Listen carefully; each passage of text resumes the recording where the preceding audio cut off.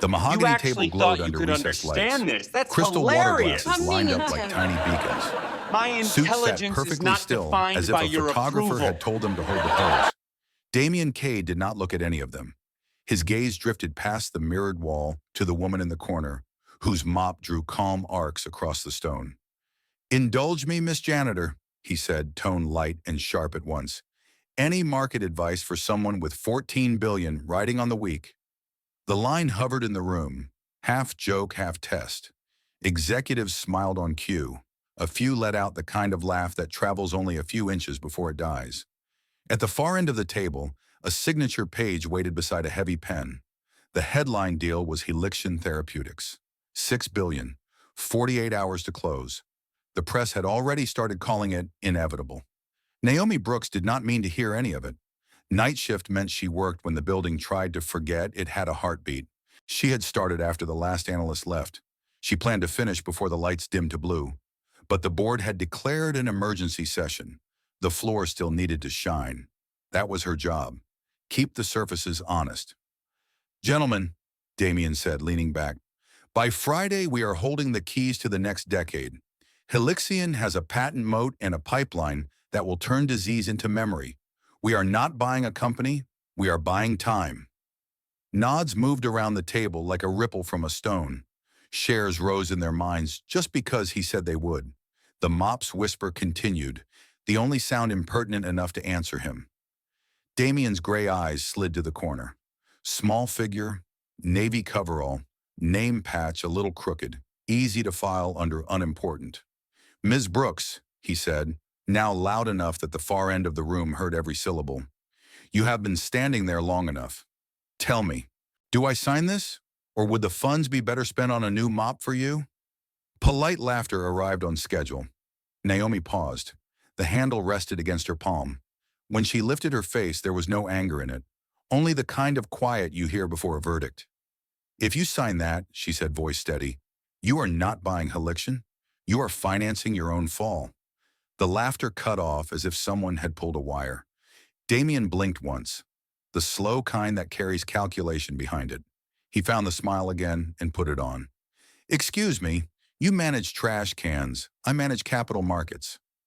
Across his right shoulder, his assistant Rory Chen offered a small stage whisper that he wanted the room to hear. "Maybe she picked up a tip from the night crew bulletin board, sir." This time the chuckle did not land. Naomi did not move back. She did not move at all. "You should look at who is sitting beside you, Mr. Cade," she said. "There is a traitor on your board." Air left the room in a single invisible gust. Damien rose halfway. The chair legs scuffed the floor. He did not raise his voice. "Escort her out." No one touched her. Naomi unplugged the vacuum, wound the cord neatly around her wrist, lifted the bucket. At the door, she turned her head a fraction, not enough to grant anyone the dignity of eye contact. "Sometimes the dirt is not on the floor." The latch clicked. Silence took the chair at the head of the table. Damien stared down at the contract. A phrase looked back at him with a clean face and a dirty intention. "Interim board reconstitution upon conditional asset transfer." It sat there like a hinge disguised as a handle. Most people did not notice hinges. That was why doors moved. Rory leaned in just far enough to prove he was loyal. "Security," Damien did not answer. He was reading the clause, the way you watch a dog you have never met decide whether to bite. After a long moment, he said, "Continue." The meeting continued on paper only. In truth, the room had ended when a woman with a mop suggested the table was sticky. The penthouse was a theater of glass. The city lived below like circuitry. Damien poured bourbon and opened the Helixion file again. This was nonsense. He refused to let a sentence from a stranger rearrange his confidence. He told himself he was angry because she had punctured the performance in front of witnesses. The truth settled somewhere colder. He was angry because his mind kept circling back to her words as if they were a scent. He magnified the metadata on the acquisition draft. Last material change 2 weeks prior. Timestamp 3:17 a.m. The origin routed through a proxy that belonged to a Helixion consultant. The edit was not sloppy. It was elegant. It allowed for a temporary transfer of control if assets moved in a specific sequence. The lever lived inside the language. Rory, he said into the intercom, pull a full revision audit. I want the who and the when for every insertion on this clause. Right now. Yes. He closed the line and did the thing he trusted most. He pulled his own records, internal access logs, after hours, third shift, floor 72, 14 nights ago, Naomi Brooks, badge ping at 3:05 a.m. 12 minutes before the edit propagated, coincidence, or choreography. He cross-referenced board calendar notes with Helixion thread amendments. The same name echoed near every late change request. Ethan Vale. He had been the most aggressive voice in favor of Helixion. He was also the one who enjoyed calling risk visionary when he was not the one holding it. Damien moved to surveillance, not the visible system, the archive that lived below that system, the version that never blinked. He cued the hallway outside the boardroom. 14 nights ago, a still frame showed a door cracked open. Ethan entered. He looked left and right without looking like he looked. He passed a manila envelope to someone stepping into frame half a beat later. Rory, no words, no nod, a relay handoff that pretended to be nothing. The next clip showed the same dance. On the third, the object was a flash drive. Damien printed 3 stills. The paper felt like weight. He set the pages on the desk as if arranging cards he already knew the value of. He did not text anyone. He did not call a lawyer. He opened the employee file for Brooks, Naomi, Howard University, Finance. 1 year completed. Withdrawal date matched the month a stack of medical bills began to grow in her intake packet. Guardian for a minor named Airy. 2 addresses in 2 years. Wage history that would not cover a single dinner at a place where reporters recognized him. He set the file down and stared at the window. The city glittered like a lie that had convinced itself it was truth. The next night, he waited in the executive corridor. He did not wear the tie. He did not need the performance. When the elevator doors opened, Naomi almost kept walking. He said her name, and the hallway felt smaller. Ms. Brooks, do you advise hostile takeovers between vacuum lines? I clean your building, she said. I also read the documents you leave where you think no one will look. He gestured into the office. The glass door whispered shut behind them. You said there is a traitor on my board, he began. People die in this city because someone made the wrong call with a pen. If you're guessing, say so. If you know something, prove it. Naomi placed a worn notebook on the desk. The cover had a crack down the center. She opened to a page mapped with arrows and dates in a clean hand. Helixion created a subsidiary 6 months ago. They moved intellectual property into it and assigned controlling interest to a Delaware shell named Mariner Bay Holdings. Mariner Bay's formation document listed a manager whose address matched Ethan Vale's family office. Transfers from Mariner Bay moved to a Zurich consultancy that had a standing agreement with Helixion's patent team. Each transfer lined up within a day of a confidential board briefing inside ArcLight. This looks like early-stage investment when you skim it, she said. If you trace the flow, it is a back door to board control during integration. He paced, shoes tapping the stone with a metronome steadier than his heart. He had built a life on reading risk before it looked like risk. He was now on the wrong side of his own skill. How do you know the trick at the heart of that clause, he asked. I watched Titan Holdings bury my mother with one, she said. Different names, same structure. The answer landed the way simple truths land, without debate, without decoration. Someone inside planted this, he said. Someone who wants you to sign first and discover later, she said. Someone who will call it an unfortunate oversight once it is no longer reversible. Names. Ethan is the blade, she said.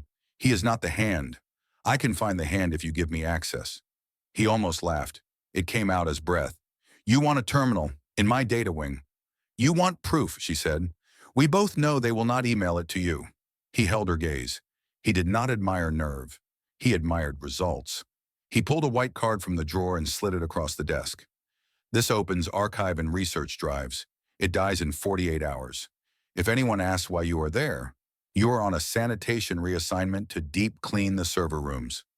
You bring anything sensitive to me and only me. Understood. She pocketed the card. The gesture made the room feel like a bargain had been struck. Ms. Brooke, he said before she reached the door, if you are wrong, I will end your employment in every building ArcLight touches.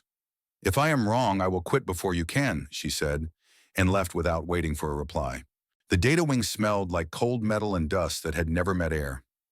Naomi logged into a terminal and went to work, not the way an analyst does, but the way a survivor does. She followed money like scent. Mariner Bay paid a consulting fee to Kestrel Point Partners. Kestrel Point had no website, no staff photos, and a bank in Zug that preferred the word discreet. Its founding manager's name appeared on 2 internal documents inside ArcLight that only one person should have been able to touch. Rory. She checked the building logs. 14 nights ago, the camera above the board corridor caught a pattern. Ethan passed a packet. Rory slipped it into a leather folder and walked toward legal without ever entering legal. A signature arrived in the system from a proxy account registered to a Helixian contractor.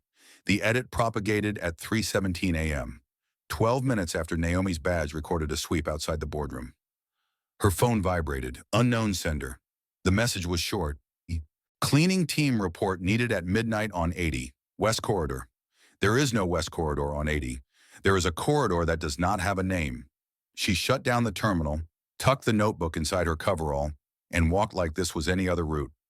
Upstairs, Damien paced his office, the old 4-desk Soho room ghosting over the chrome and glass in his mind. Rory entered with a folder that looked like compliance and felt like theater. Ethan wants to move the vote up. He says delays make us look afraid. We are allowed to be precise, Damien said. Tell him the vote stays Friday. We will host a preliminary discussion tonight to keep him from panting. Rory paused. His smile almost cracked. Yes, sir. The preliminary discussion took place in a room that had never failed to flatter power. Ethan's charts were clean.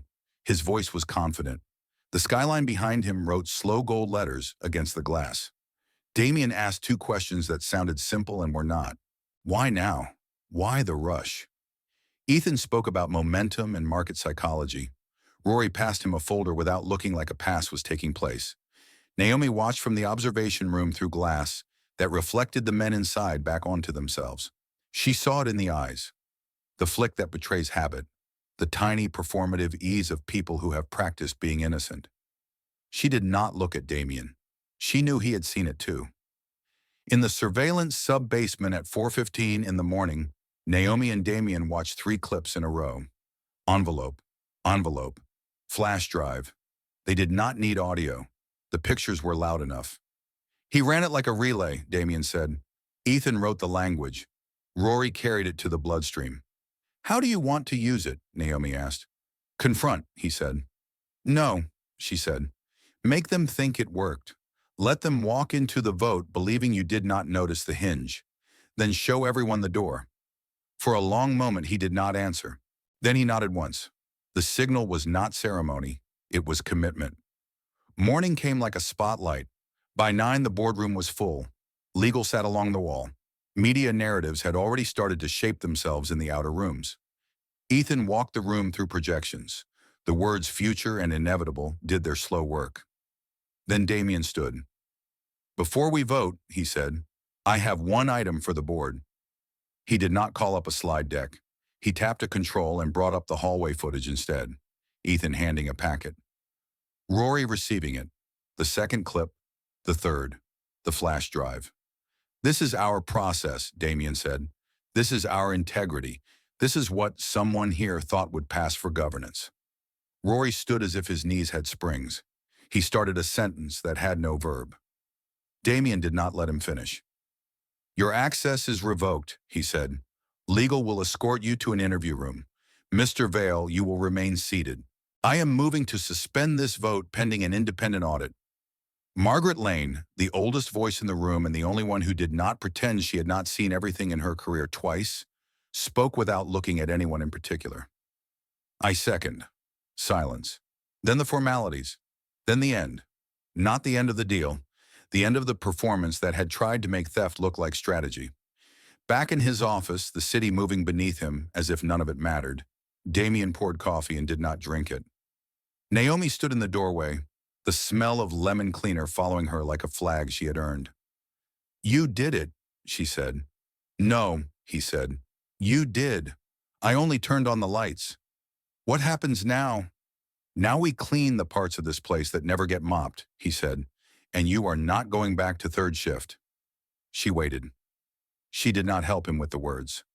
You will build an ethics and oversight unit that reports around me and past legal, he said. You will hire the kind of people who notice hinges. Starting pay is 6 figures. You will say yes because you have already been doing the work for free. She looked at the window. She looked at the notebook. She looked at the ghost of her mother's hands folding a bill and deciding which corner to smooth first. My mother would have liked that, she said. Mine too, he said. That night he did not leave the building. He sat with the stills on the desk and the old memory of a 4-desk room on his shoulders. He pulled out a creased photo from a drawer. 2 boys leaning against a pickup in Tennessee. He put the picture back because the past did not need light tonight. Across the river, Naomi tucked Ari in and washed the smell of disinfectant from her wrists. She placed the notebook beside a photo of her mother and wrote a sentence in the margin that would be the rule for everything that followed.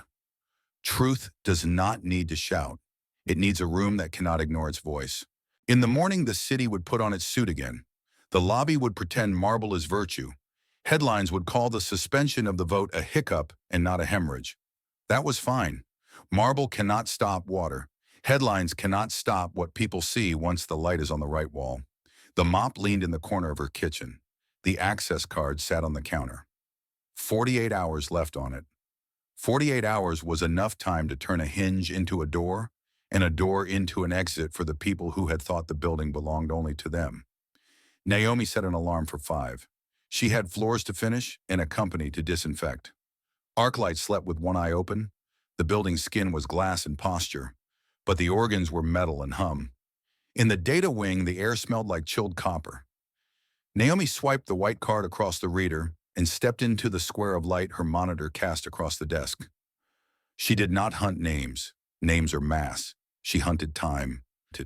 The edits that mattered always arrived when the building pretended no one was watching, between 2 and 4 in the morning. She filtered for off-hours document access, Helixian-linked proxies, and any change that touched the transfer sequence in the integration schedules. 7 abnormal sessions bloomed in 6 weeks, each one sliding a fingertip across the same hinge, the interim board reconstitution clause. She opened a diff and let the system paint the additions. The language was the kind that looks harmless when you are tired and expensive when you are awake. She screen captured, saved to a hidden directory, and kept moving. It was not speed that mattered, it was sequence. She followed money like scent and timestamps like footprints. Mariner Bay to a Zurich consultancy to Kestrel Point Partners. Kestrel had the digital presence of a ghost and the legal posture of a locked room. A formation document listed a manager whose office address matched Ethan Vale's family office by a single suite number and a lobby directory that pretended they were strangers. A text bubbled in the corner of her screen. Cleaning report needed on 80 at midnight. West Corridor. There was no West Corridor on 80. There was a corridor with no name. Naomi checked the clock, closed every window with a keystroke, slid her notebook under her coverall, and let the elevator lift her into quiet. The carpet gave back the smallest sound, the kind that reminds you you're inside someone else's version of silence. Abstract paintings watched her pass. She did not look into the camera domes. People who believe in innocence look at cameras. People who plan to leave alive do not. He peeled away from a column like a shadow, learning to speak. You're punctual, Rory said, hands in pockets, a half-smile that tried to pass for charm and settled for weapon. I thought the night crew ran on cigarette breaks and borrowed time. Our punches track to the minute, Naomi said. Yours track to someone else's calendar. He tilted his head. You made the building talk with 1 sentence. Not many people can do that. I polish floors, she said. Floors don't talk. They reflect. He stepped closer until she could smell the expensive nothingness of his cologne. What did you tell Mr. Cade? That the clause he didn't write is a tripwire he didn't see, Naomi said. And that the building is dirtier than it looks. Rory's smile turned smaller. Be careful where you mop. There are stains you don't want on your hands. Threats are loud, Naomi said, but bleach is patient. He laughed, a soft exhale. You think you understand how this place breathes. You don't. You're a story the building will forget in a week.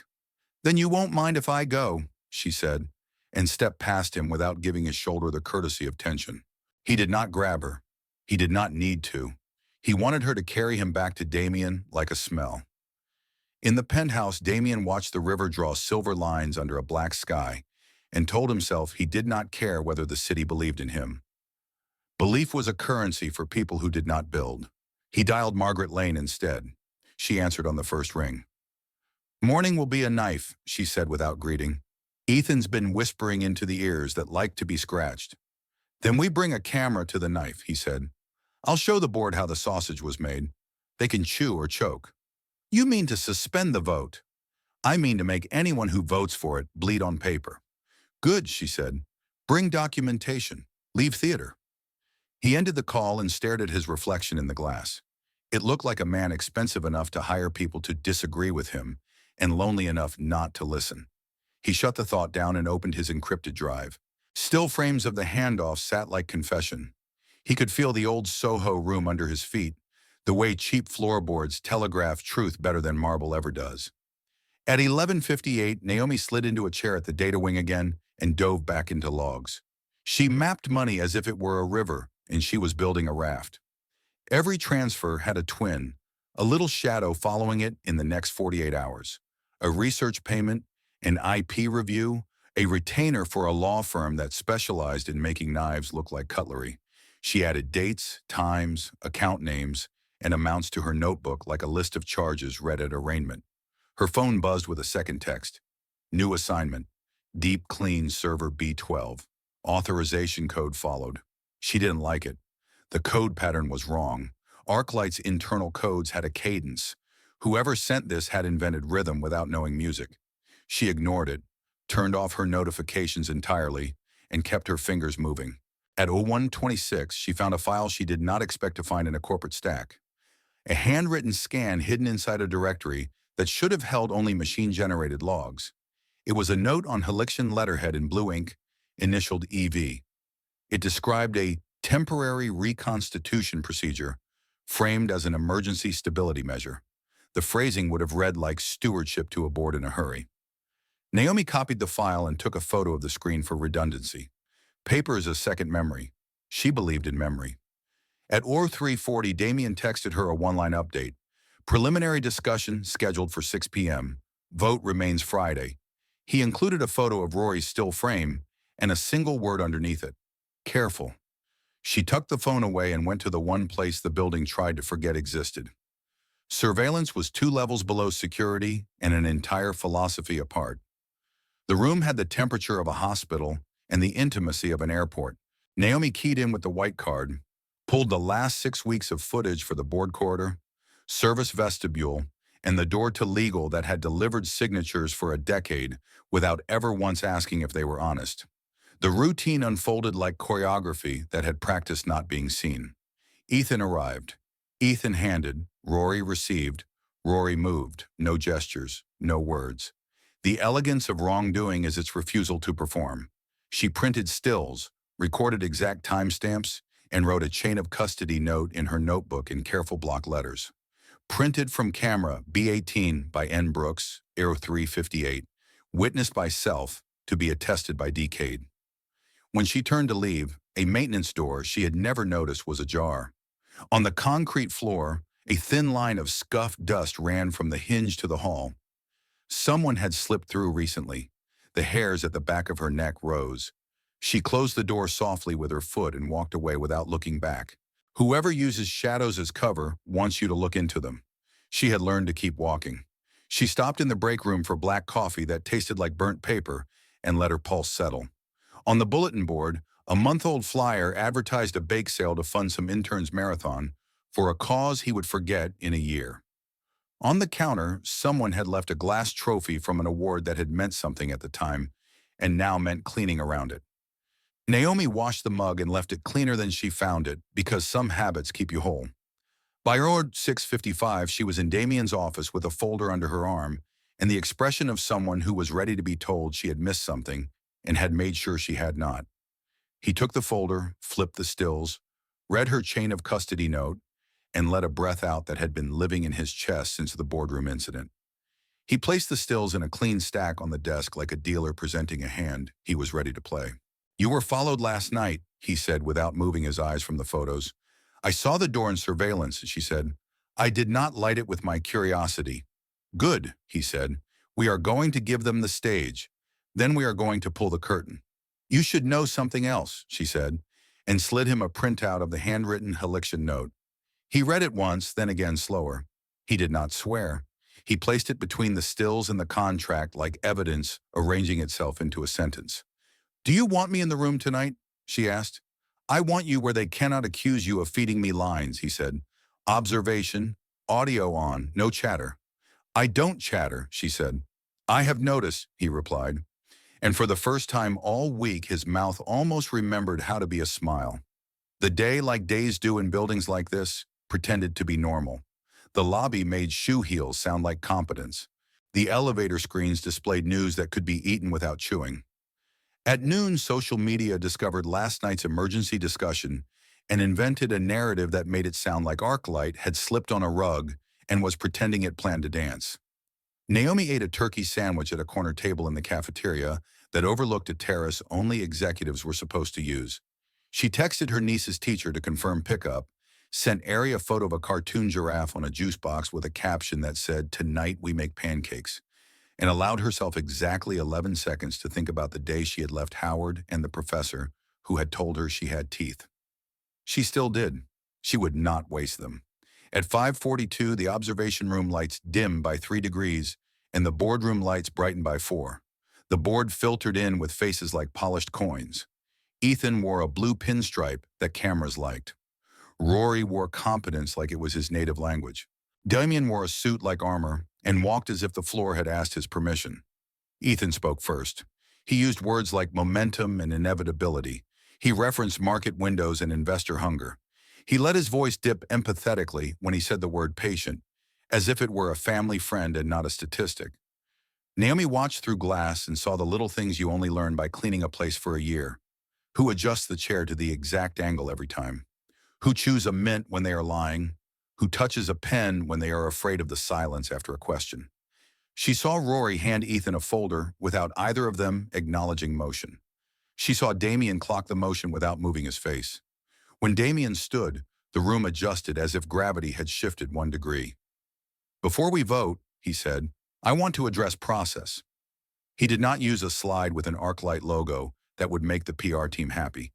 He brought up the hallway camera instead, the timestamp in the corner white as bone. The first handoff, the second, the flash drive. This is our process, he said. This is our integrity. If this is how we do billion-dollar medicine, then no one in this room deserves to be here. Rory stood up without knowing what to do with his hands. Ethan did not stand at all. He kept his eyes on the screen and his jaw still, and let the room try to decide who was supposed to speak first. I move to suspend the vote, Damien said, pending a full independent audit, effective immediately.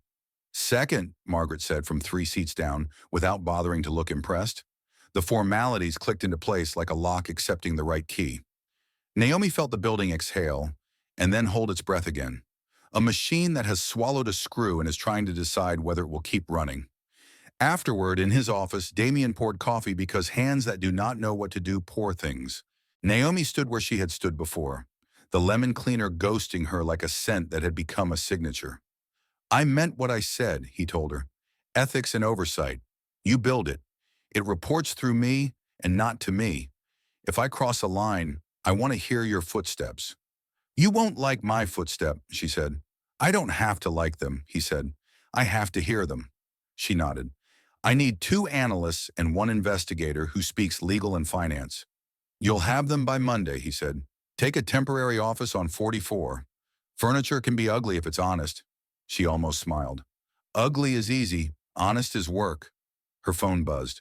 A photo from Ari, a worksheet with glitter glued in the shape of a star. Naomi's throat tightened in a way she did not ask permission for. Go home, Damien said softly, surprising himself with the tone. Sleep. Tomorrow we turn this from a story into a system. Stories turn into systems when people don't look away, she said. I won't. That night, Naomi made pancakes in a kitchen with a chipped counter and let Ari pour too many sprinkles into the batter. She checked the deadbolt twice and the window latch once and set the white access card on the fridge with a magnet that said, be brave, not loud. She did not believe in slogans, but she believed in reminders. After Ari fell asleep with a giraffe tucked under her chin, Naomi sat at the table and opened her notebook. She copied the chain of custody notes into clean script. She wrote a list of questions that would make a lawyer sweat. At the top of a fresh page, she wrote in capital letters, "Who benefits if Damien is temporarily weak?"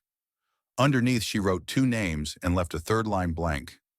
A car idled outside for a full minute before pulling away. She did not look through the curtain. She locked the door again instead and put the notebook under the oven mitt because some places deserve decoys. Across the river, Damien sat at his desk and pulled out a creased photograph he had not allowed himself to touch in years. Two boys leaning against a pickup in Tennessee, both pretending to be taller than they were. He stared until the past softened, then slid it back under the drives. He wrote an email to legal with 3 lines and no pleasantries. He wrote an email to PR with 2 sentences and an instruction to say nothing that wasn't true. He wrote an email to himself and did not send it. At 11:17, a courier left an envelope at the concierge desk with no return address, and Naomi's name typed on a label that looked like it had been cut by hand. The nightman slid it into a rack behind the counter and forgot it until morning.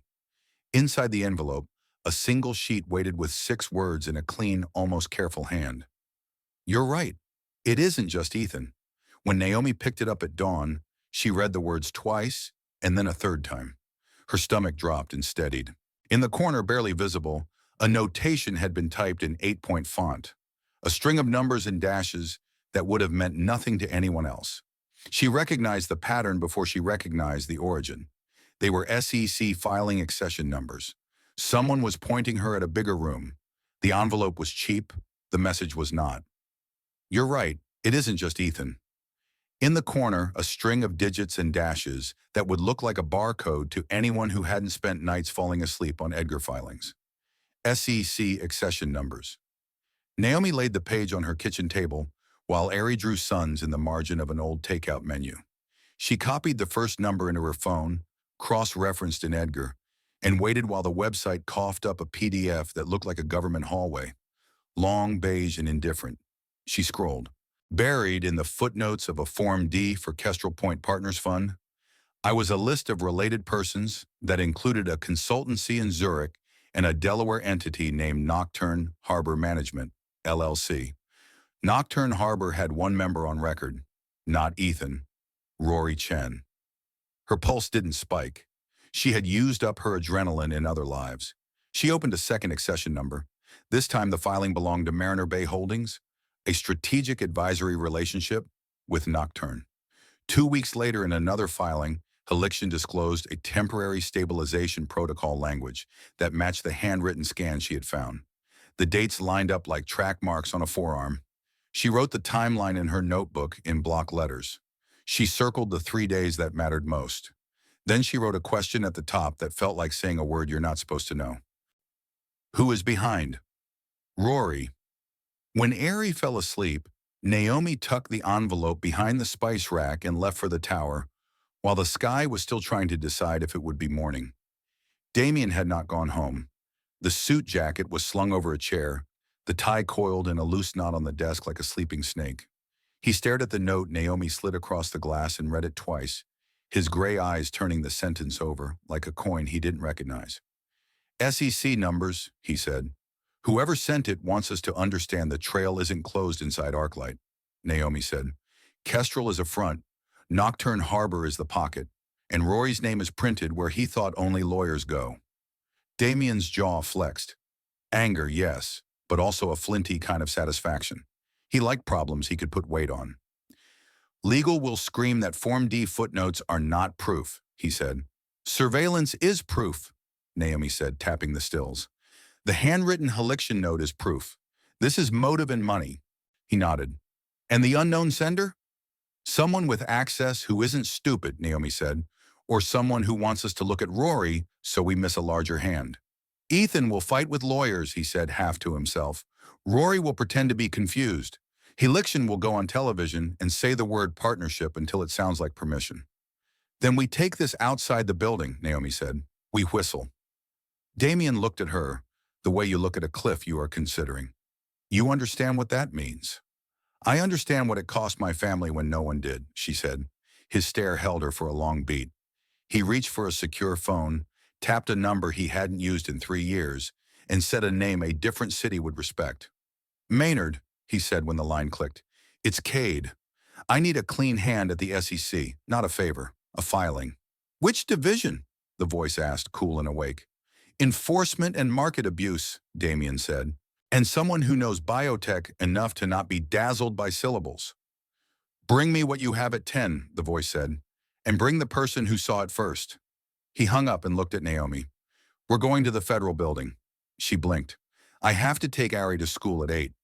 Then we go at 10:30, he said without missing a beat. Bring your notebook. She smiled a little despite herself. I always do. On the ride to the SEC, the city pretended it had only one story to tell. Traffic and people late for meetings. Naomi watched rows of windows climb out of the river like teeth. Damien watched her reflection in the car glass and tried not to assign narrative to it. He had made empires by narrating numbers. He was learning to let some things be present tense. In a conference room with a long table and coffee that tasted exactly like government coffee tastes everywhere, a woman in a navy suit with trimmed silver hair took their statements. She didn't interrupt. She took photographs of the stills, then the handwritten Helixion note, then the Edgar printouts. She asked 3 questions that told Damien she was not impressed by people who had been on magazine covers. She asked Naomi one question that made Naomi feel seen and tested at once. How did you decide to speak in the room? Naomi stared for a second at the lined legal pad in front of her. It felt like the only moment anyone would hear me without pressing a call button first. The woman's mouth twitched, approval minimal enough to pass for neutrality. You understand the risks of filing as a whistleblower? Yes, Naomi said. I also understand the risks of not doing it. The woman nodded and turned to Damien. Mr. Cade, you understand you're exposing your company to liability. It's already exposed, he said. I'm trying to bandage while we amputate. Good, she said. We'll take custody of the materials. You'll both receive instructions on preserving evidence. Do not delete a word. Do not send a word. Do not trust email. We'll be in touch within 48 hours. If anyone contacts you in a way that feels wrong, call me. If you can't call, leave the phone in a drawer and come to this building. They left into a noon that didn't care about governance, just about finding a sandwich. Damien put his hands in his pockets like a man practicing not using them to fight.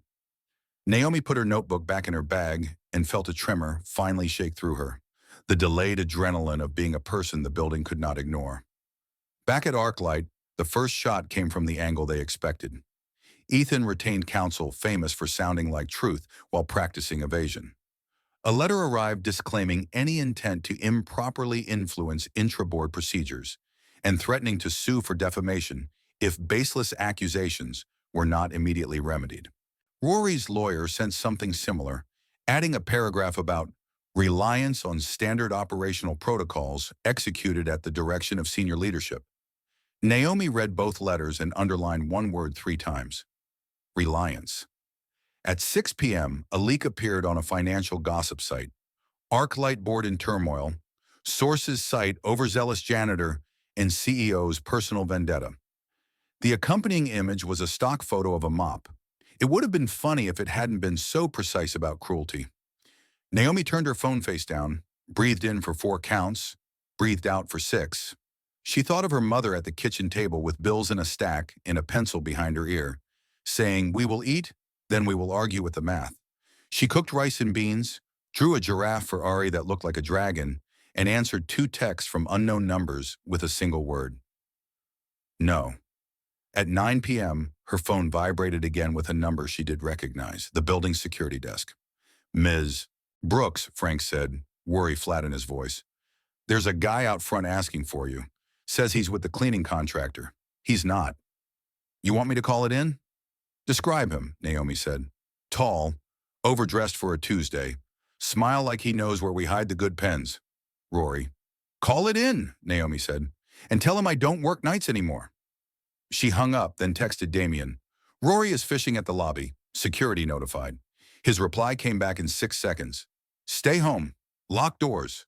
I'm alerting our inside counsel. Inside counsel. The phrase tasted like choosing to believe in a version of the building that might yet belong to them. The next morning, Naomi found a white orchid in a glass vase sitting on the floor outside her apartment door. No card, no soil, only water and roots that looked like pale snakes. She took it inside, set it on the counter, and stared at it. Orchids are beautiful and nearly impossible. She carried it down the hall and left it by the trash chute. She arrived at ArcLight to find the lobby full of people who pretended they were not looking. She walked through them with the easy grace of a person whose job had always depended on making other people comfortable. She stepped into the elevator and pressed 44. On the way up, her phone buzzed with a news alert. Helixion CEO denies absurd conspiracy, calls ArcLight valued partner. She put the phone away. She didn't need those sentences inside her body. Damien was in the data wing when she arrived, sleeves rolled, eyes unblinking. Enforcement is opening a formal matter, he said. Our filings are sealed. Ethan's counsel requested an emergency session. He wants the vote back this afternoon. He wants to force your hand while he believes public pressure is on his side, Naomi said. He thinks you're bleeding. Then we let him taste his victory, Damien said, and poison the cup. Chain of custody presentation, Naomi said. Show the video in room. Get the timestamps into the minutes. Enter the Helixion note as an exhibit. Read the SEC numbers out loud. Make the record scream. He nodded. You'll watch. I always do. At 2 p.m., the board assembled for what they thought would be a strong-armed reprieve. Cameras were expressly banned, but bodies are cameras. Memory is an archive. Damien opened with process again and brought the stills up on the screen, the timestamps large enough for the back row to squint at. He read Naomi's chain of custody note into the record. He announced the whistleblower filing without bravado. He placed the Helixion note on the table, the blue ink bright in a room that favored black. Rory spoke first. I was told to move documents between principals. I did not read them. I did not author them. Damien looked at him the way a surgeon looks at a tumor. By whom were you told? My superiors, Rory said. Which ones? Damien pressed. Silence is a strategy. Rory used it for 2 beats, then tried to shrug. Emails will show the standard approvals. Margaret Lane leaned forward. Emails will show what you believed they would show when you sent them, she said dryly. Our job is to see what they mean. Ethan finally found his voice. This is an overreach, he said, smooth as press releases. A CEO out of his depth trying to salvage a deal he doesn't understand by smearing colleagues who do. No, Damien said. This is a company choosing to be a company. He moved to suspend Ethan pending the independent audit. Margaret seconded. The vote passed by a margin that told everyone in the room who had read the filings and who had only read headlines. Rory's badge deactivated 5 minutes later. Security walked him out. He kept his chin at an angle designed to look like pride and landed somewhere closer to fear. By evening, PR headlines inverted. ArcLight freezes board member over deal irregularities. Naomi read the words and allowed herself exactly 3 seconds of relief before the next message arrived, this time to Damien. It was a photo of the orchid Naomi had thrown away. A caption sat under it. Pretty things require attention. No signature. Damien forwarded it to enforcement with a 1-line note. We may be dealing with intimidation. Then he called Naomi. Change your route home, he said without preamble. Take a car from the underground. Don't stop for groceries. Don't stop at all. I have to pick up Ari, Naomi said. I'll send a driver to school, he said. He'll have a passcode. If he doesn't say the word, don't let Ari near him. What word? She asked. He didn't hesitate. Mop. She laughed despite the fear. That's ridiculous. It's honest, he said. Fine, she said. Mop. She took the underground exit, watched the driver say the word into the intercom at Ari's school, hugged her niece harder than she could explain, and went home by a route that didn't make sense should anyone try to make it make sense. That night, as Ari slept, Naomi sat at the table and wrote a letter she hadn't wanted to write. Not because she was dramatic, but because she understood what pressure does to people and preferred to choose while she could. If anything happens to me, she wrote, and listed the path. The clause, the stills, the names, the SEC numbers. She sealed it and addressed it to the woman at the SEC. She did not call this fear. She called it procedure. The email arrived at 8:12 a.m. with a subject line meant to sound like a calendar invite. Coffee, 15 minutes, neutral ground. The sender was a burner, the tone wasn't. It offered a meeting in the cafe on the mezzanine of a hotel 3 blocks from Arclight. The message pretended to be casual. The last line wasn't. We have a mutual interest in ending this with dignity. Damien didn't like dignity when it arrived in inverted commas. He forwarded the note to enforcement. The reply came back in under 5 minutes. If you go, assume you're recorded. Do not accept paper. Do not accept water. Do not accept anything that can carry residue. He went anyway because sometimes the only way to find out where the line is to walk toward it. Naomi sat in observation with a live transcript feed and an open channel to enforcement. She didn't want him to go alone, but she also understood that some rooms men like Damien had helped build only opened for men like Damien. He took a seat at the edge of the cafe where hotel lighting tried to flatter skin tones and failed. The person he'd expected walked in. Not Ethan, not Rory. Heliction's CEO, Celine March, slid into the chair opposite him, all clean angles and practiced empathy. Mr. Cade, she said, as if they had met at a charity gala instead of the front line of a war. This has all gotten very untidy. It started tidy, he said. That's the problem. She folded her hands, palms down, a gesture meant to project calm. We want this partnership. We still do. But if this process continues, the only winners will be the lawyers. I think you know that. I do, he said, which is why we're not paying any more of them to pretend daylight is optional. She let the smile ghost. Your janitor has sparked quite a performance. She read what your counsel wrote, he said. Performance isn't the word. Celine's eyes cooled by 1 degree. We both have our roles. You're right, he said. Mine is to keep a hand like yours off my steering wheel. She leaned in, lowered her voice. There is a way to do this without blood. Postpone. Reframe. Let us draft a joint statement about revisiting integration procedure. You win, we win. No one looks under any more rugs. And what do you get while we all admire the rug? He asked. Time, she said. Honesty like a coin placed on the table to make the dealer relax. He sat back. I have evidence of a board member colluding with my assistant to plant a clause favorable to you. I have money moving in a pattern that would embarrass a first-year auditor. I have your note about temporary reconstitution. What I don't have is a reason to believe you want anything other than control.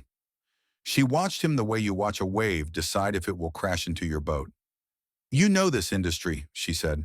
Control is the only way you deliver cures. He nodded slowly. That's exactly what people who like to rename leverage as cures say. She flicked her gaze to the window and back.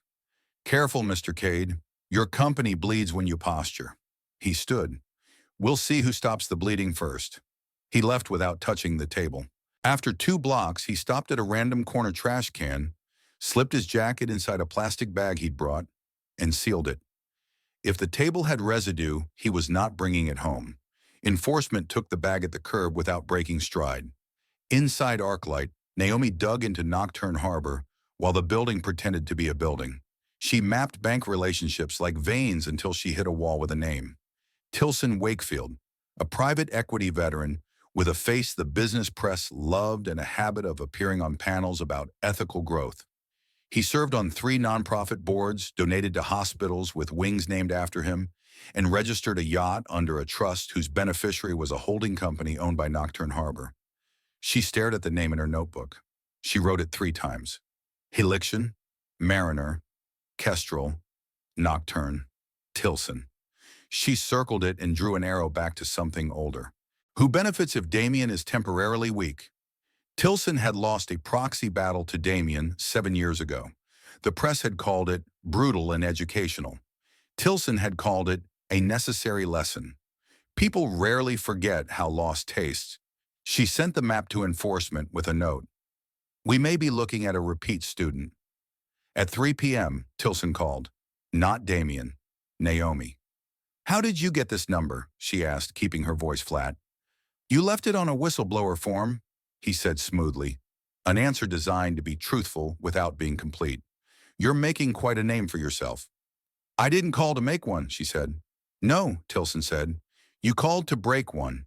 Mr. Cade's, perhaps. or mine. The lines get blurry when people talk in headlines. What do you want? She asked. To offer you something you can use, he said, and to offer you a warning. I'm not in the market for warnings, she said. People who are about to commit violence are. I'm not violent, he said. I'm efficient. There's a difference. Not to the body you hit, she said. He sighed. Fine. You're not in the mood for metaphysics. Here's the first part. Rory is a pawn. You already know that. Ethan is a pawn with shoes that tell a better story. Celine is a partner with edges you should respect. The person you haven't named yet is the one who called me to laugh about you. Name him, she said. I'm not a charity, he said lightly. Which brings me to the warning. Your niece's school is a public database. Your landlord is on Facebook with a very proud list of tenants he thinks make his building interesting. Your route to work is too consistent. She said nothing. She waited. I'm not threatening you, Tilson said. I don't have to. The world does it for free. If you are smart, you will bring this inside. Let Damien clean his own house and stop pretending you can clean the city. Thank you, she said, for the part you thought was a gift. Meaning, he asked. Now I know which stone to look under, she said, and ended the call. She told enforcement about the conversation. She told Damien the part about the school and the landlord. She told herself nothing she couldn't use. At 7 p.m., Damien convened the core of what would become Naomi's unit in a small conference room that still smelled like new carpet and optimism. Two analysts from Risk who had never been invited to big meetings sat very straight. A former assistant DA with eyes like a ledger and a voice like a gavel joined by video and didn't waste time pretending to like cameras. You'll report to Ms. Brooks, Damien said. Not to me. Bring me findings. Do not bring me gentlemen's agreements. If anyone tries to buy you, tell Ms. Brooks. If Ms. Brooks tries to buy you, tell me. He let a half-smile break and close. She won't. Naomi laid out assignments like a teacher who knows the exam before she writes it. Ethan's communications, Rory's approvals, Heliction's board minutes via public record where we can, subpoena where we must. Build the timeline. At every link, write the question, who benefits? Why that question? The former ADA asked. Because that's the one that made this building, Naomi said, and it's the only one that breaks it. She left the room at 9, exhausted, wired, and carrying 3 cups of coffee and a stack of spreadsheets. In the hall, the lights had dimmed to the hour the building admits it is alone. She turned toward the private elevator and stopped. The doors slid open on an empty car that shouldn't have been on the floor.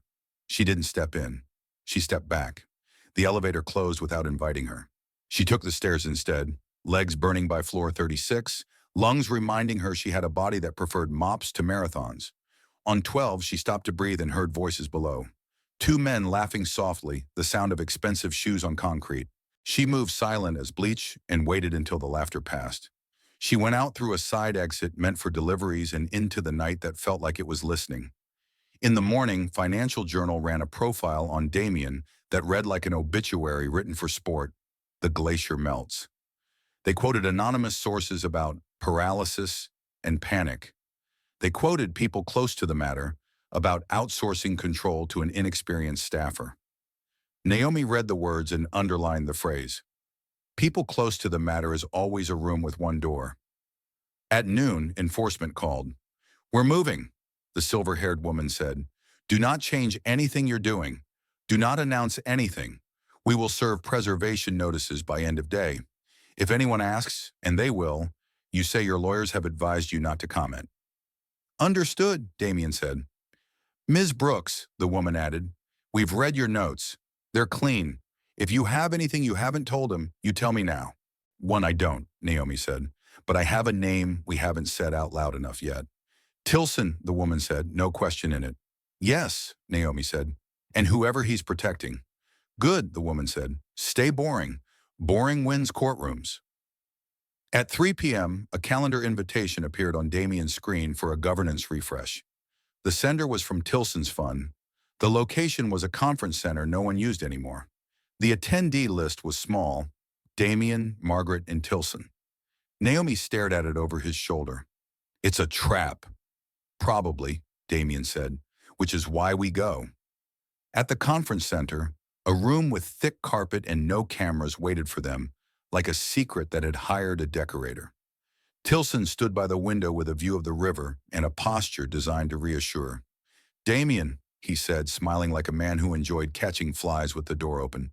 "Ms. Lane, thank you for coming." "Make it quick," Margaret said. "I'm old enough to be unimpressed." Tilson laughed, delighted. "Always a pleasure, Margaret. Let's talk about how we avoid turning this into a bonfire." "You brought the gasoline," Damien said. "We brought the water." Tilson folded his hands, smooth. "You and I have danced this floor before.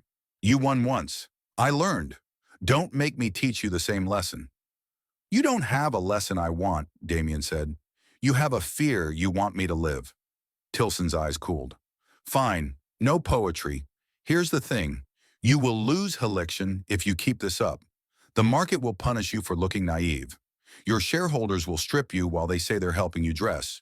Or, this is the alternative, you can accept a structured postponement, a reassessment, that buys you time and lets me move my pieces where I want them without having to break your nose in the process." "And in exchange," Damien said. "Peace," Tilson said, "for as long as it suits me." Margaret laughed, a single arch sound. "He just told you the price of your soul and asked you to be grateful for the receipt." Damien looked at Tilson a long time. "We filed with enforcement," he said. "We made a record. We will show our shareholders our spine. Whatever you think you win by slow poison, you will lose by sunlight."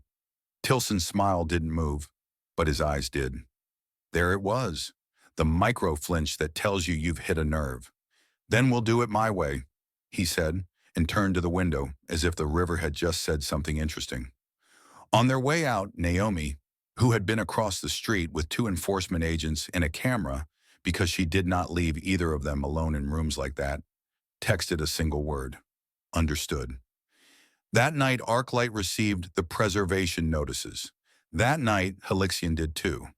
That night, Nocturne's Bank in Zurich received a request it did not like: a freeze on specific accounts with transaction IDs that matched Naomi's notebook. At 4 a.m., the bank refused. At 4:12 a.m., enforcement replied with a mutual legal assistance treaty citation and a promise to send paperwork that makes lieutenants in Swiss banks forget their swagger. At 4:18 a.m., the accounts froze. At 4:22 a.m., Tilson's phone lit the dark with a light he didn't like. By 8 a.m., Damien's inbox had 3 resignation letters from people who thought leaving early would read like innocence. He forwarded all 3 to Naomi with a subject line that said, "Do not accept yet." She wrote back, "Agree. Interview first, then decide which exits to lock." By noon, the board's independent counsel had found enough in Ethan's emails to satisfy Margaret's appetite for accountability, and enough in Rory's metadata to make a prosecutor lean forward. At 2 p.m., Ari's school called to say a man had asked if Ari was present and had left when told parents had to sign in. The secretary had written down the license plate. Naomi forwarded the number to enforcement so fast her fingers hurt. At 5 p.m., Naomi stood at a whiteboard in a room on 44, drawing a box around names and lines between dates. She wrote the last name last and said it out loud for the first time in front of colleagues who were learning how to hear a janitor as a director. "Tilson." She put a circle around the word. Then she drew an arrow to a blank space and wrote one more question under it. "Who else is in the room?" The first arrest was not dramatic. It never is when the people are white-collar and the cuffs are invisible. Rory was picked up on his way out of a meeting he no longer had permission to attend. He surrendered his phone, his laptop, his key card, and his ability to pretend he didn't know which elevator cameras worked. He called a lawyer whose website led with the word discreet. Ethan went to ground. He wasn't stupid. He had seen this wave coming and built a boat of press statements and plausible deniability. He released a video in which he wore a sweater and said the word integrity 4 times. It did numbers in an echo chamber that likes men who look like someone's favorite nephew. Helixion's board issued a statement that read like a carefully ironed shirt. They were disappointed in recent developments and were reaffirming their commitment to transparent process. Celine did a television hit in which she looked into the camera and said mildly, "We look forward to working with all parties to achieve a fair outcome." Tilson vanished from the page. The better predators do when they feel the water move. Inside Arclight, Naomi's new unit went fully live with a name and a door code. Ethics and oversight fit on a metal plate screwed into a wall that had once hosted inspirational art. The room had 3 desks, 2 whiteboards, and a window that made Midtown look like someone else's idea of order. The former ADA, Marta Reyes, took the desk closest to the door and treated every email like an affidavit. The analysts, Priyanka and Omar, built timelines that could survive a judge's impatience. Naomi wrote policies that began with sentences like, "The point is to notice," and proceeded to define what noticing meant in practice. She wrote a rule that said, "No more deals closed after midnight," and another that said, "Steam belongs in kitchens, not in signatures." She pinned both above the coffee machine. Damien did the things CEOs are not supposed to do in such moments. He called a press conference. PR told him to delay. Lawyers told him to say nothing. He invited cameras anyway and told them where to stand and when to start broadcasting. He stepped to the podium with no teleprompter and 2 pages of notes that were mostly names and dates. Naomi stood at his shoulder, not on camera, exactly where she wanted to be. Her presence there mattered more than any photograph. "My name is Damien Cade," he began. "I run ArcLight Capital. Yesterday, that meant something different to me than it does today." He let the room breathe, not for theater, but so that the sentence could land. "We discovered irregularities in our process for the Helixion transaction," he continued. "We suspended a board member. We removed an assistant who betrayed his obligations. We opened our doors to regulators. We are building a unit that will report not to my ego, but to our obligations." He held up a page. Names, dates, timestamps. "This is not about rumors. This is about facts. We turned our facts over to the Securities and Exchange Commission this week. We will turn over more. We will hold our own, and we will not outsource our spine to anyone who can spell stability in a memo." A reporter called out, "Are you canceling the Helixion deal?" "We are postponing our vote until our house is clean," he said. "Helixion's science may change lives. Helixion's governance will not change ours." Another asked, "Is it true a janitor found the problem?" He didn't flinch. "It's true a woman who cleans this building for a living read a clause the way it deserved to be read. Her name is Naomi Brooks. She now runs ethics and oversight. You will learn her name the way I did, by letting the truth make room for it." Cameras clicked. The room let out a sound that was not applause and was not outrage. It was interest. And that, in a city like this, is the beginning of gravity shifting. That night, Naomi's landlord knocked on her door with the smile of a man who likes being near stories. "Is it true," he asked, "that you're on TV?"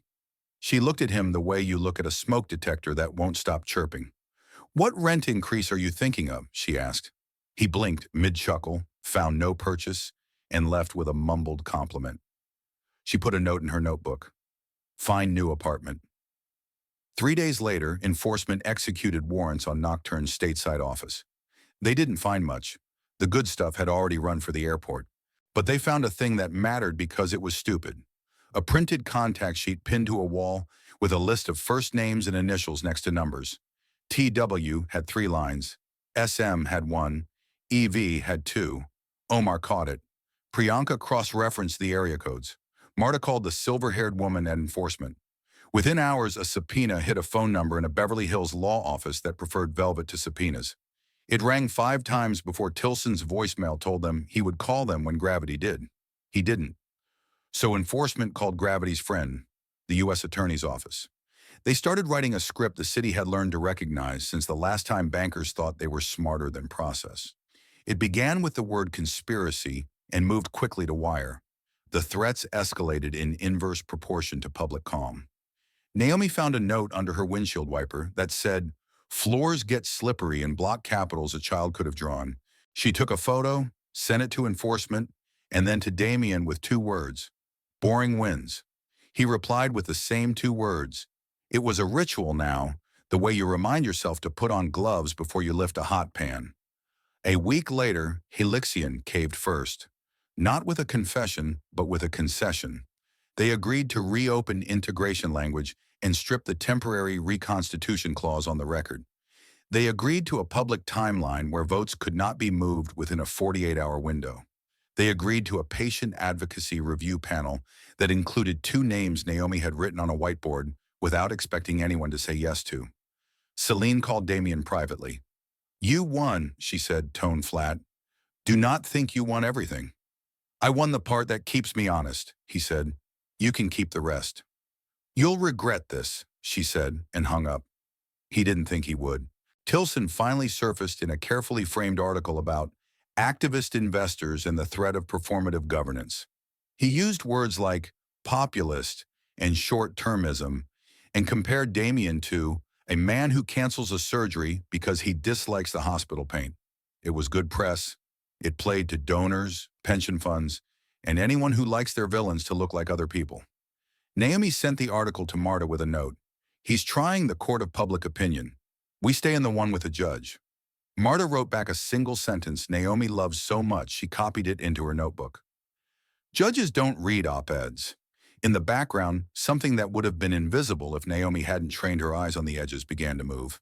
Mid-cap biotech firms whose patents had been politely shelved under strategic alignment started to reappear in filings with language about resuming development. The word shelved had always bothered her. It made theft sound like an organizational strategy. She watched as shelving turned to dusting, turned to opening the box. Damien held the board vote 2 weeks later. Not on Heliction, not yet. On the charter that created Naomi's unit as a permanent fixture, with a guarantee of access, budget, and teeth. It passed 8-3. The dissenting votes belonged to men who would soon tender their resignations with letters that read like performances.